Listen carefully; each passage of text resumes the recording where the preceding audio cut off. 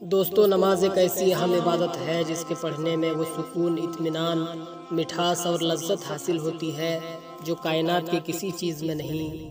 نماز کے ذریعے بندہ اللہ سے اتنا قریب ہو جاتا ہے کہ اس کی معراج ہو جاتی ہے۔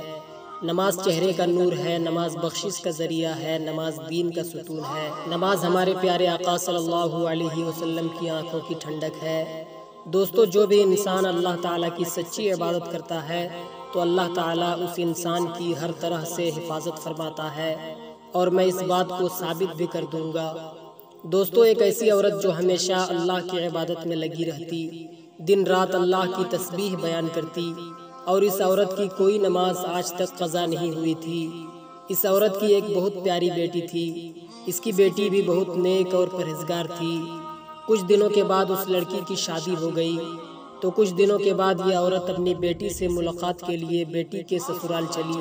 اس وقت گاڑی نہیں چلتی تھی، لوگوں کو جہاں بھی جانا ہوتا تو سارے لوگ پیدل جاتے، تو یہ عورت فجر کی نماز پڑھنے کے بعد اپنی بیٹی کے سسرال پیدل نکل پڑی۔ کچھ دور جانے کے بعد اس عورت کا ایک جنگل سے گزر ہوا، اور اس جنگل میں زہریلے جانور اور شیر رہا کرتے تھے۔ جنگل کو پار کرتے کرتے ظہر کا وقت ہو گیا تو اس عورت نے سوچا کہ آج تک میری نماز قضا نہیں ہوئی ہے، آج بھی میں نماز قضا نہیں کر سکتی، کیوں نہ میں اسی جنگل میں نماز پڑھ لوں۔ تو اس عورت نے وضو بنایا اور اسی جنگل میں نماز کے لیے کھڑی ہو گئی۔ نماز کے دوران ایک شیر اس غرض سے آیا کہ آج میں اس کا شکار کروں گا، لیکن جو ہی شیر قریب آیا اور دیکھا کہ یہ عورت نماز پڑھ رہی ہے، اللہ تعالیٰ کی عبادت کر رہی ہے، تو شیر نے اپنا ارادہ فوراً بدل لیا اور اس عورت کی حفاظت کرنے لگا۔ سبحان اللہ! جو شیر شکار کرنے آیا تھا، نماز کی برکت نے اسی شیر کو اس کا محافظ بنا دیا۔